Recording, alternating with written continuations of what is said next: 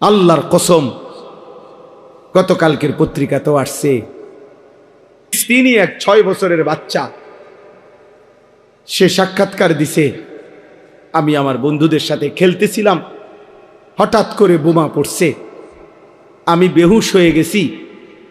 আমার যখন হুঁশ আসছে, 6 বছরের মাসুম বাচ্চা বলতেছে, আমি হুঁশ ফিরে আসার পরে দেখি আমার ডান হাতটা নাই, আমার হাত আমার সাথে নাই, আমি আর হাত খুঁজে পাই নাই। কত অনাথ, কত অসহায়, কত বাচ্চা বাবার স্নেহ, মায়ের আদর থেকে বঞ্চিত। প্রিয় বন্ধু, প্রিয় ছেলেরা আমার, বাবারা আমার, ইনসাফের সাথে ভাইব। এই পৃথিবীতে এই মুহূর্তে রানিং মুসলমানের পবিত্র লাশ আমার আঘাতে উপরে উঠে টুকরা টুকরা হয়ে ছিন্ন ভিন্ন হয়ে গেছে। ফিলিস্তিন যেন আরেকবার উহুদের ময়দান দেখাইছে যুবক। সেই আমিরে হামজার পবিত্র লাশ যেভাবে উহুদের যুদ্ধের মধ্যে কাইটা টুকরা টুকরা করা হয়েছে, ফিলিস্তিন গাজার জমিনে আবার ইমানদার মুসলমান ওইরকম ছিন্ন ভিন্ন লাশ দেখাইছে। এমন দুর্বিষহ মুসলমানের যখন হালাত, মা যখন কাঁদে, শিশু যখন কাঁদে, রক্তের উপরে যখন ইমানদার গড়াগড়ি খায়, এই যুবক, এই অবস্থায় তুমি উলঙ্গ ছবি দেখো, মোবাইল দেখো, নাচ দেখো, একটা সাজদা দাও না, এটা ইনসাফ না যুবক, এটা মুসলমানের বাচ্চা হইতে পারে না, এটা ইমানদারের সন্তান হইতে পারে না। বেটা তুই, বেটা তুই কোনো মানুষের বাচ্চা না, বেটা তোর ভিতরে কোনো ইনসানিয়ত বলতে, মনুষ্যত্ব বলতে বলতে কিচ্ছু নাই বেটা। তুমি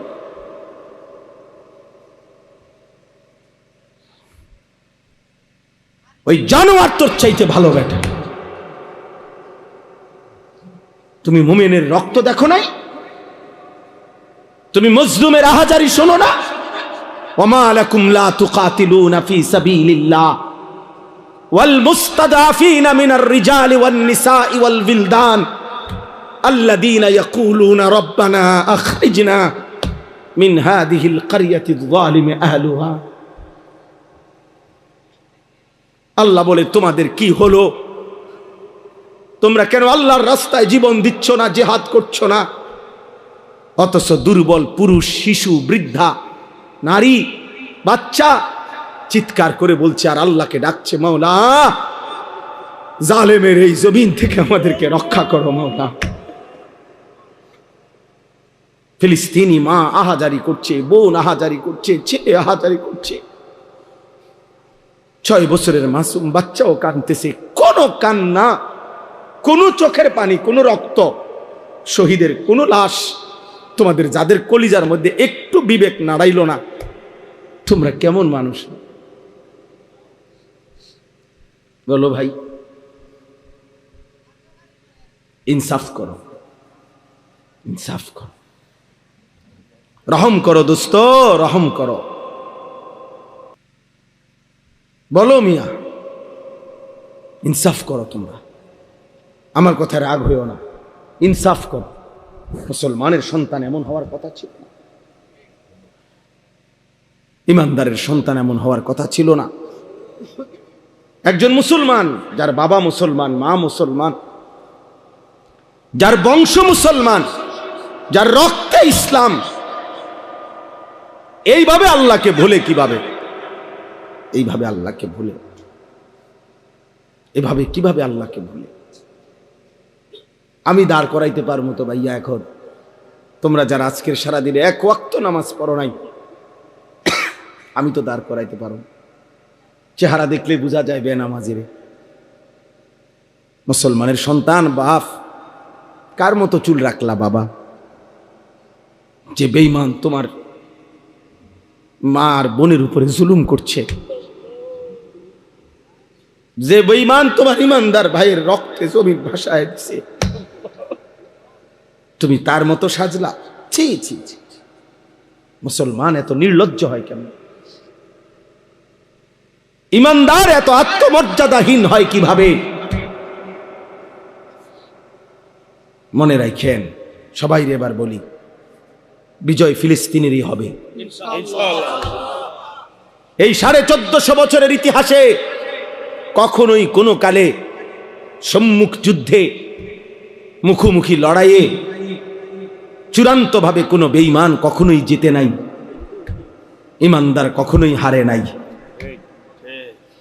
এরা সেই ইহুদি ইসরায়েলের কুত্তারা, এদের ইতিহাস পরাজয়ের ইতিহাস।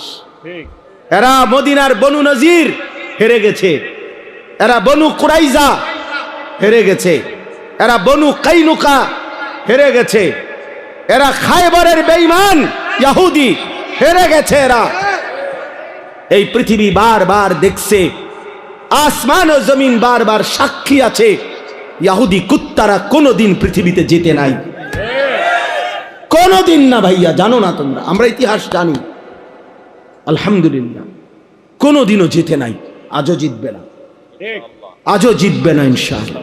সময়ের ব্যবধান, সব জালেমের পতন একই সময়ে হয় না, একই সময়ে হয় না।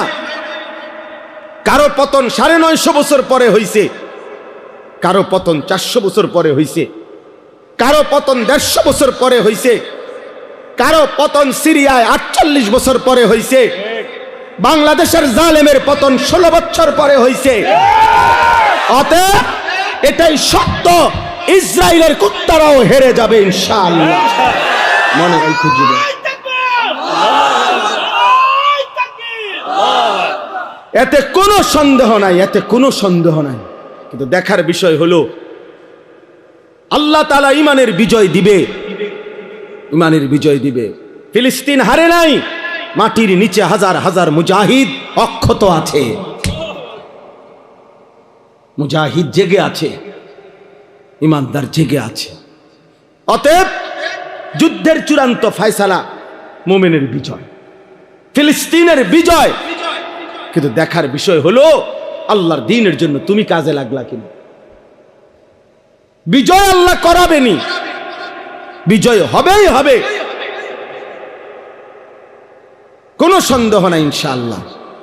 তো তুমি ইসলামের জন্য কাজে লাগলা কিনা। আমার যুবক, তুমি নষ্ট হইও না, আমার নওজোয়ান তুমি নষ্ট হইও না। আমি এইমাত্র বলছি, আজকে আমাদের পূর্বপুরুষ, আলহামদুলিল্লাহ আমাদের দাদারা, বাবারা, আমাদের জেনারেশন, আমরা যারা 40-45 বছরের বয়সী, আমাদের পূর্বপুরুষ দাদা বাবা আকসারি দিনদার ছিল, 3 পুরুষ দিনদার ছিল। আজকে তোমরা যারা 18, 20, 25 বছর বয়সে তোমরা একটা ওয়াক্ত নামাজ পড়ো না, সারা দিন সারা রাত মোবাইল, নারী, ছবি, অশ্লীল দৃশ্য, উলঙ্গ নাচ গান নিয়ে ব্যস্ত আছো, তোমাদের হাতেও একটা জেনারেশন আসবে। আল্লাহ চাহে তো ইনশাআল্লাহ তোমরাও বিয়ে করবা, আল্লাহ দিলে তোমাদেরও বাচ্চা সন্তান হবে। সেদিন তোমরা বুঝবা তোমাদের এই অব্যাহত গুনাহ, অসভ্যতার, অস্থিরতার খেসারত তোমাদেরকেই দিতে হবে। আমি একটা উদাহরণ বলি, শুনেন কামাল ভাই। আমাদের কুমিল্লার, আপনি তো চিনবেনই, মুরাদনগর মাদ্রাসার যিনি মুহতামিম শেখুল হাদিস আল্লামা মুফতি আমজাদ হুসাইন সাহেব, বাংলাদেশের একজন অন্যতম আলেম ওয়াইস, উনি নিজে বলছে, এক ভদ্রলোক, ওনার ঘনিষ্ঠ, ওনার মেয়েটা আরেকটা ছেলের সাথে ভাগ্যা গেছে। ভাগ্যা যাওয়ার পরে মেয়েটার তালাশে উনি বহু তালাশ কইরা মোটামুটি সন্ধান পাইয়া আনতে পারে নাই, থানায় মামলা করছে। কসম আল্লাহর, উনি নিজে বলছে, ওই মেয়েটা মেয়ের বাবার কাছে চিঠি লিখছে, এটা চিঠি পাঠাইছে। চিঠির মধ্যে মেয়ে স্পষ্ট লিখছে, আপনারা দুইজন যে কাজটা করেছিলেন অবিকল আমি তো তাই করলাম, এখন আমার বেলায় পুলিশ পাঠালেন কেন? আমার বেলায় থানায় মামলা কেন? আপনারা বাপ মা তো ভাগ্যা গিয়েই বিয়ে করছেন, এখন আমার বেলায় থানায় পুলিশ পাঠালেন কেন, মামলা দিলেন কেন? ওই বাবা অঝরে কাঁদছে যে হ্যাঁ, আমার সন্তান আমার বেইজ্জতি আমারে শোধ দিয়ে দিল। আমার পাপ আমারে বুঝাই দিল, ফিরাই দিল আমার সন্তান। এই জন্য প্রিয় সন্তান, মনে রাখো, আমার কাছে আরবি কিতাব আছে, ইমাম ইবনুল কাইয়িম আল জাওজি রাহমাতুল্লাহ আলাইহির কিতাব আদ-দা ওয়াদ-দাওয়া কিতাবের নাম। এই কিতাব রোগ এবং তার ঔষধ, গুনাহের ব্যাপারে, অনেক গুনার ব্যাপারে উনি আলোচনা করছেন। তো ওইখানে জিনা, ব্যভিচার, নারীর সাথে অসভ্যতা, অশ্লীলতার ব্যাপারে যে আলোচনা করছেন, ওইখানে একটা বাণী আছে, আমি দাগ দিয়ে রাখছি। ইমাম শাফিঈ রাহমাতুল্লাহ আলাইহি বলছে, বিশ্ববিখ্যাত ইমাম, 4 মাযহাবের একজন ইমাম, হানাফি শাফিঈ আমরা বলি না, এই ইমাম শাফিঈ রাহমাতুল্লাহ আলাইহির একটা বাণী, উনি বলছেন আজ-জিনা কারজুন। ইমাম শাফিঈ রাহমাতুল্লাহ আলাইহি বলছে, যুবক ছেলেরা বাবা শোনো, উনি বলছে জিনা এবং ব্যভিচার এটা করজ, এটা ঋণ। ঋণ যেমন সুদ দিতে হয়, তোমার এই অসভ্যতা, ব্যভিচার তোমার ফ্যামিলির কাউকে না কাউকে দিয়ে সুদ দিতে হবে। আল্লাহর কসম, তোমার যদি বিশ্বাস না হয়, এই কিতাব আমি দেখাবো, এবং এই কিতাবের বাংলা অনুবাদও আছে। তোমারে সুদ দিতে হবে। যদি তওবা না করে ফিরে না আসে, আর আল্লাহ যদি মাফ না করে, তাহলে এটা কি দিতে হবে? সুদ। এটা ঋণ। আজ-জিনা কারজুন, জিনা এবং ব্যভিচার কারজ, ঋণ, ঋণ। অতএব দোস্ত আমার, বন্ধু আমার, প্রিয় সাথী আমার, মজলুমের দিকে আরেকবার তাকাও, ইমানদারের খণ্ড বিখণ্ড লাশের দিকে আবার তাকাও, গাজা ফিলিস্তিনের মজলুম মার দিকে আবার তাকাও, আরেকবার নিজের দিকে তাকাও। এমন মুহূর্তে একজন মুসলমান সন্তান এমন করা, নামাজ নাই, সেজদা নাই, আল্লাহ নাই, রসুল নাই, এগুলো কার মতো তোমরা চুল রাখলা? কারে তোমাদের প্রিয় মানাইরা? কার লেবাস, কার পোশাক তোমাদের পছন্দ হইল? দোস্ত আমার, কোন খেলোয়াড়ের গেঞ্জি পরলা? সে মুসলমান? আর্জেন্টিনার খেলোয়াড় মুসলমান, ব্রাজিলের খেলোয়াড় মুসলমান, তো সে তোমার পছন্দ হলো কেন? মেসি তোমার প্রিয় হবে কেন? এ তো পত্রিকা আসছে, ওর 2টা বাচ্চা হওয়ার পরে, যে মহিলার থেকে 2টা বাচ্চা হয়েছে, তার 9 বৎসর পরে ওই মহিলারে বিয়ে করছে, 2টা বাচ্চা লইয়া। হ্যাঁ, এটা তো আমি নিজ চোখে দেখছি ব্যাপারে। 9 বৎসরের অবৈধ মেলামেশায় 2টা বাচ্চা হয়েছে, এরপরে 2 বাচ্চা লইয়া হে ওই মহিলারে বিয়ে করছে। বিয়ে করছে 9 বছর পরে, বাচ্চা হয়েছে আরো 9 বছর আগে। এত বড় অসভ্য কোন মুসলমানের সন্তানের মডেল হইতে পারে? তো তোমার চুল তার মতো হবে কেন? সামান্য বিবেকও কি থাকবে না মিয়া? বলো। হাসো না বাপ, হাসলে মনে রাখো তুমি প্রতিবন্ধী, মূলত তোমার তার সিরা। এই জন্য কোনো কথাই তোমার উপরে আসর করে না, কারণ মাতাল এমনই হয়, যার তার সিরা পাগল, সে সব কথাই হাসে, কারণ তার তো তার সিরা নাই। তো বিবেকের দংশন থাকা উচিত, নাই তো বিবেকের মধ্যে একটু অনুশোচনা আসা উচিত যে আমার কি করণীয় এই মুহূর্তে পৃথিবীতে। 1948 সালে ব্রিটিশ এই ফিলিস্তিন ভূখণ্ডের তাদের অধিকার ছেড়ে দিছিল। 1948 সালে ইসরায়েলের এই বেঈমানরা অবৈধভাবে তাদের এই রাষ্ট্র ঘোষণা দিয়ে সেদিন থেকে মুসলমানদের উপরে ফিলিস্তিনে জুলুম শুরু করেছে। আমার ভাই, আজকে 77 বছর। কসম আল্লাহ, তুমি এখন ক্যালকুলেটর লাগাও, 1948 থেকে 2025, 77 বছর একটানা মজলুম ফিলিস্তিনি রক্ত দিচ্ছে, জীবন দিচ্ছে। 1947 ইংরেজিতে ব্রিটিশ যখন এই ভারতীয় উপমহাদেশ থেকে চলে যায়, তখন র্যাডক্লিফ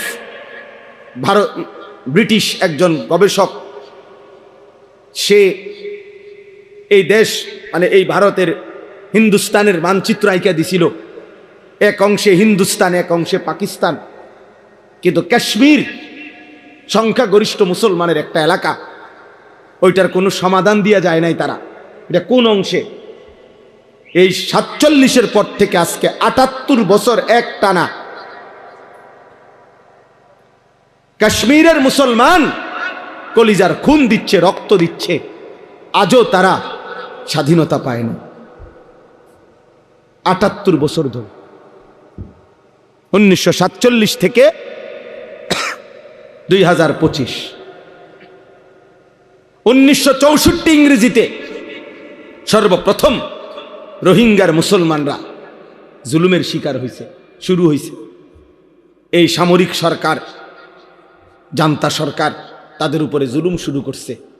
আজকে বরাবর 61 বছর, 2025 সাল 64 থেকে, প্রিয় বন্ধু, 61 বছরেও রোহিঙ্গা মুসলমানরা তাদের আজাদি পায় নাই, তারা তাদের জমিনের মালিকানা বুঝে পায় নাই। এজন্য আমার দোস্ত, ইনসাফের সাথে ভাইব। একবার যদি পিছলা খাও, আরেকবার দাঁড়াইতে কষ্ট হয়ে যাবে। একবার যদি পাও পিছলে পড়ে যাই, আরেকবার দাঁড়াইতে কষ্ট হবে। তাহলে 77 বছর মজলুম ফিলিস্তিনি মার খাবে, 78 বছর কাশ্মীরে রক্ত ঝরবে, 61 বছর টানা রোহিঙ্গা রক্ত ঝরবে, আর তোমার উপরে আমার উপরে কখনোই কোনো মুসিবত আসবে না, এমন কাগজপত্র গ্যারান্টি করা আছে তো? বলো না, একটা ছেলে বলো। তাইলে বাবা তুমি কেমনে আরো নিশ্চিন্ত হয়ে গেলা? তুমি এমন নিরাপদ হয়ে গেলা কিভাবে যে তোমার এক ওয়াক্ত নামাজ নাই, সেজদা নাই, আল্লাহ নাই, রাসূল নাই, হালাল হারামের কোনো পাক নাফাকের কোনো ভাগ ধারণা, একটা মোটরসাইকেল জিন্দিগি, একটা মোবাইল জিন্দিগি, একটা নারীর সাথে প্রেম, এটাই জীবন, চুলের ফ্যাশন, এটাই জীবন বানায় ফেলছো, বন্ধুদের সাথে অসৎ আড্ডা, কিছু অশ্লীল বিশ্রী বাজে কথাবার্তা, নিজেদের মধ্যে অসভ্য নোংরা কথাবার্তা, এটাকেই জীবনের আনন্দ, হাসি খুশি বানাই। অসভ্যতা আনন্দ হয় কেমনে ভাইয়া? প্রিয় ভাই বলো, কোন কোন কিতাবে লিখছে, কোন বইতে লিখছে, কোন ডিকশনারিতে যে নোংরামিটা আনন্দ, অসভ্যতা আনন্দ? তুমি একটা মেয়ের পিছনে ঘুরলা, এটা তো অসভ্যতা, এটা তো আনন্দ না। তুমি উলঙ্গ ছবি দেখলা, এটা তো নোংরামি, এটা তো আনন্দ হইতে পারে না। অশ্লীলতা তো পৃথিবীর কোনো ভাষায়, কোনো দেশে, কোনো ধর্মে অশ্লীলতাকে আনন্দ বলে না, অসভ্যতাকে আনন্দ বলে না। অতএব ইনসাফ করো। মূলত দিল মরে গেছে যার, আখেরাত ভুলে গেছে যে, ইনসানের কাতার থেকে যে নিজেকে বিচ্ছিন্ন করেছে, জন্তু এবং জানোয়ারের খাতায় যে নিজের নাম লেখাইছে, অসভ্যতার অস্থিরতা, আল্লাহকে ভুলে থাকা একমাত্র তার পক্ষে সম্ভব। এবার আমি কোরআন থেকে বলি, কোরআনুল কারীমের সূরা আরাফের মধ্যে আছে স্পষ্ট, আল্লাহ তাআলা বলেছেন, ওয়াত্তাবাআ হাওয়াহু ফামাসালুহু কামাসালিল কালব। আল্লাহর কসম, কোরআনের আয়াত, আল্লাহ বলছে মনের ইচ্ছা মতো যে চলে, আমার মনে যা চায় আমি তাই করব। ওয়াত্তাবাআ হাওয়াহু, যে তার নফসের মনের চাহিদার অনুসরণ করে। কিসের আল্লাহ, কিসের রাসূল, কিসের কোরআন? বাদ দে বেটা এডি হুজুরদের এসব কথা বাদ, আমার মনে যা চাই তাই করব। চুল আমার ইচ্ছা মতো, জামা আমার ইচ্ছা মতো, পোশাক আমার ইচ্ছা মতো, মন চাইলে খাড়াইয়া মুতলাম, মন চাইলে বইয়া মুতলাম, মন চাইলে মানুষের মেয়েরে বিরক্ত করলাম, মন চাইলে সারা রাত উলঙ্গ ছবি দেখলাম, যা ইচ্ছা তাই করলাম। আমার বাবার সম্মান, মার সম্মান, কিচ্ছুর আমার কোনো পরোয়া নাই। আল্লাহর কসম, কোরআনে আল্লাহ বলছে, এমন জীবন যার, তার দৃষ্টান্ত কামাসালিল কালব, কুত্তার মতো, কুত্তার মতো, কুত্তার মতো। এই নাফরমান, এই জিন্দেগি কুত্তার জিন্দেগি, কুত্তার জিন্দেগি। এজন্য বেনামান জীবনে রাখিস, তোর জিন্দেগি কুত্তার জীবন। সেজদাবিহীন যুবক, মনে রাখিস তোর জীবন কুত্তার জীবন। সারা রাত উলঙ্গ ছবি দেখো যারা, নারী ছবি, মোবাইলের অস্থির দৃশ্য। মনে রাখিস বেটা, তোর জীবন কামাথালিল কুত্তার জীবন বেটা, জানোয়ারের জীবন বেটা। এই একবার সুযোগ পাইছি, একবারই বললাম, আরেকবার আসতে হবে জরুরি না, আরেকবার আসার কোনো প্রয়োজন নেই।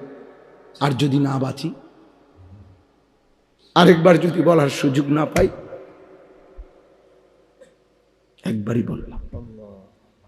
প্রিয় বন্ধু, ফিরে আসো। প্রিয় নওজওয়ান মুসলমানের এই বিপদে তুমি না দাঁড়াইলে কে দাঁড়াবে? আমাদের মালিককে যদি আমরা ডাক না দেই, আমাদের উপরে সাহায্য কেমনে আসবে? আমাদের মনিবের কাছে যদি আমরা কাঁদি না কাঁদি, আমাদের বিজয় আসবে কিভাবে? আমাদের প্রিয় নবী সাল্লাল্লাহু আলাইহি ওয়াসাল্লাম, এবার রাসূলুল্লাহ সাল্লাল্লাহু আলাইহি ওয়াসাল্লামের জিন্দেগি শুনেন। সবাই শুনতেছেন? ছেলেরা, বাপ তোমরা শুনতেছো? বাপ ভাবতে শিখো ভাইয়া। যত ধমকেই দেই, যত শক্ত কথাই বললাম, দোস্ত আল্লাহর কসম আমি এই বুক চিরে দেখাবো আমি তোমারে ভালোবাসি।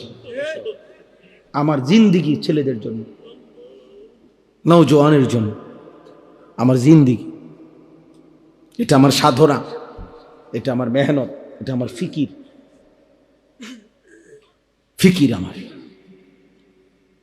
আল্লাহর নবী সাল্লাল্লাহু আলাইহি ওয়াসাল্লাম মাত্র 313 জন সাহাবীকে নিয়ে বদরের যুদ্ধে যখন যুদ্ধের ময়দানে দাঁড় করাইছে 1000 কাফেরের মোকাবেলায়, হাদিসে স্পষ্ট আছে নবীজি সাল্লাল্লাহু আলাইহি সাল্লাম তখন সাহাবীদেরকে বললেন, তোমরা দাঁড়াও, যারে যেমনে দাঁড় করাইছি দাঁড়াও, তবে আমি আদেশ না দেওয়া পর্যন্ত যুদ্ধ শুরু করবা না। কথা বুঝছেন কিনা? এই কথা বলে আল্লাহর নবী সাল্লাল্লাহু আলাইহি সাল্লাম পিছনের দিকে আসছে, একটু পিছনের দিকে আসছে আর কি। আয়েশা পাহাড়ের টিলায় নিচে, পাহাড়ের চূড়ার নিচে আল্লাহর নবী সাল্লাল্লাহু আলাইহি ওয়াসাল্লাম সেজদা করছে। সেজদা দিয়ে এক টানা কাঁদতে শুরু করছে। নবী সাল্লাল্লাহু আলাইহি সাল্লাম অঝরে চোখের পানি ফেলতেছেন এই বদরের প্রান্তরে। তখন আল্লাহর নবী সাল্লাল্লাহু আলাইহি সাল্লাম বলছেন, আল্লাহ আমি আপনার কসম করে বলতেছি, ইন তুহলিক হাদিহিল ইসাবা লান তু'বাদা ফিল আরদ। মাওলা, আমার সামান্য পুঁজি, আমার গত 13 বৎসর, আমার গত 13 বৎসরের মক্কার মেহনত, মদিনার 6 মাস বা 1 বছর, আমার এই 14 বছরের কাছাকাছি সময়ের মেহনতে আমার এই 313 জন সাহাবী, আমার পুঁজি আমি দাঁড় করাইছি ময়দানে। এই ছোট্ট সৈন্য আমার অল্প কয়টা লোক, আজ যদি বদরের এই প্রান্তরে আপনি যদি আমার এই সামান্য বাহিনী শেষ করে দেন, এরা যদি শহীদ হয়ে যায়, তো মনে রাখেন মাওলা, লান তু'বাদা ফিল আরদ, আপনার জমিনে আর আপনাকে ইবাদত করার কেউ থাকবে না। আমার পুঁজি তো 313 জন, ওরা যদি শহীদ হয়ে যায় সবাই, আপনার সেজদা দিবে কে? আপনার গোলামি করবে কে? এইভাবে আল্লাহর নবী সাল্লাল্লাহু আলাইহি সাল্লাম অঝরে কাঁদতেছিলেন আর বলতেছিলেন, আহাজারি করতেছিলেন। আল্লাহ রাব্বুল আলামিন ঠিক তখন জিব্রাইল পাঠাইয়া নবী সাল্লাল্লাহু আলাইহি সাল্লামকে সরাসরি জানায় দিছেন, বন্ধু ফাস্তাজাবা লাহুম রাব্বুহুম, আপনার দোয়া আমি কবুল করেছি। আমি আল্লাহ আসমান থেকে এই মুহূর্তেই জিব্রাইলের নেতৃত্বে 1020 ফেরেশতার কাফেলা আপনার সাহায্যে পাঠাচ্ছি। আন্নী মুমিদ্দুকুম বিআলফিন মিনাল মালাইকাতি মুরদিফিন, আমি এক্ষুনি পাঠাচ্ছি। আপনার সাথে আপনার সাহাবীদের সাথে কাঁধ মিলিয়ে ফেরেশতারা যুদ্ধ করবে। বদরের যুদ্ধে আল্লাহ তাআলা মুমিনের বিজয় দান করছেন, বিজয় দান করছেন। তাহলে এই জন্য ভাইয়া, প্রিয় ভাই আমার, রাসূলুল্লাহ সাল্লাল্লাহু আলাইহি ওয়াসাল্লাম চোখের পানি ফেলছেন আল্লাহর নবী সাল্লাল্লাহু আলাইহি সাল্লাম। আজকে আমরা তো কমপক্ষে চোখের পানিটা তো ফেলতে পারি। এই মুহূর্তে আমরা যদি গাজা যাইতে তো চাই, যাওয়ার জন্য কসম আল্লাহর, শুধু এই মাহফিলে বলতেছি না, একাকিত্ব মালিকের কাছে হাজারবার বলছি, মালিক যদি এই জান তোমার পছন্দ হয় তো এই জান দিতে রাজি আমি, তবুও মজলুমকে বাঁচায় দাও, মজলুমকে বাঁচায় দাও। যে সারা বাংলাদেশ